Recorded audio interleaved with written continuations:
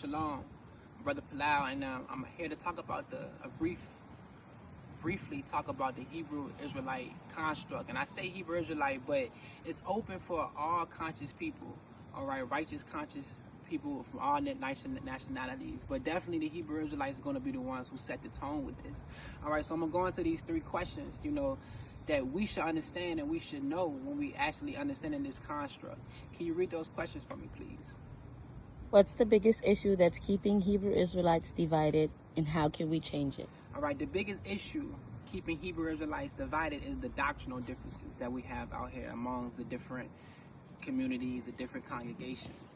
And that's the same challenge people faced over 2,000 years ago in dealing with history with the Hebrews.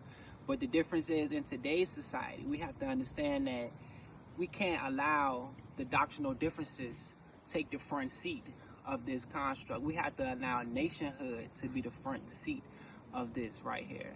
So, and we tend to let doctrinal differences overshadow our shared identity and our shared purpose that we have with each other. So we can't let that, overshadow what's really important. And what's really important is we need to prioritize the nationhood, all right? And prioritize that over doctrine, and remembering that while we may not agree on every interpretation and on everything, that we have shared commonalities that's going to help us create this government that we need to create as a people.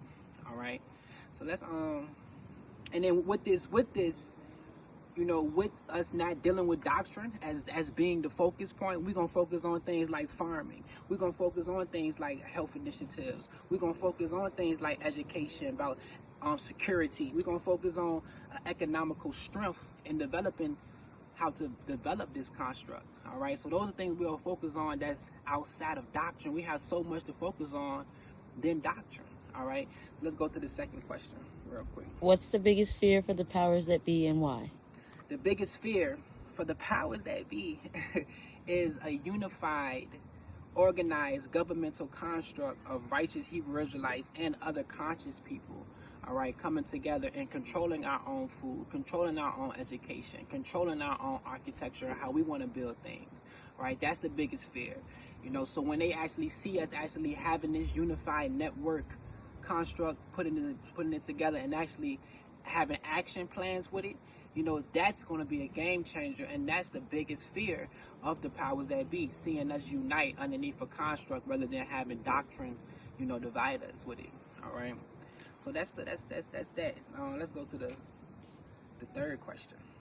Why is it important for us to have our own representative, ambassadors, and elders that will be spiritually overseeing and representing the governmental construct? All right, it's important for us to have our own representatives, our own ambassadors, and elders spiritually overseeing and representing the government construct, because to create a true nation, we need that. We need it to create, just like every other government. They got their representatives. They got their what they call politicians and all that. They have their ambassadors. They have their their diplomats representing their government, their country, representing their nation. We have to, for us to actually create our own kingdom, a real kingdom, and create our own nation, we have to have those things in place. We have to have representatives. We have to have ambassadors. We have to have a council of elders representing this construct.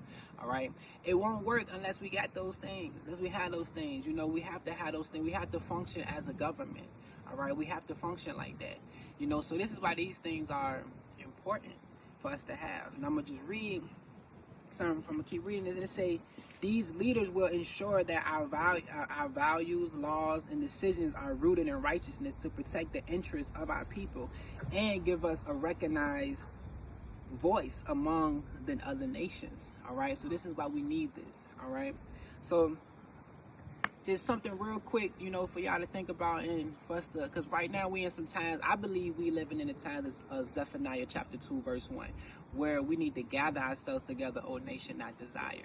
The other nations, they don't believe that we can do this. They don't believe that we can create our own governmental construct. They don't believe that we can do this, because we say that we Hebrew Israelites, we say we the light of the world, we say this, but how we the light of the world and how we supposed to be the light of the world, we don't even have our own governmental system set up.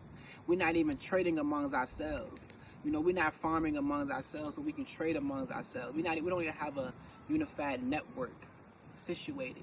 So we need that, you know, and this will take the steps for us to becoming a nation, a real nation, you know, creating a new world this way, you know. So peace out.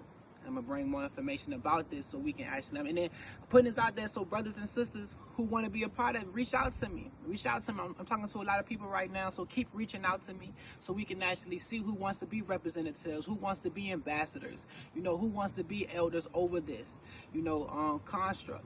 All right, this is important for us to do this, so let's put destiny back into our own hands. All right, peace. Holla at you.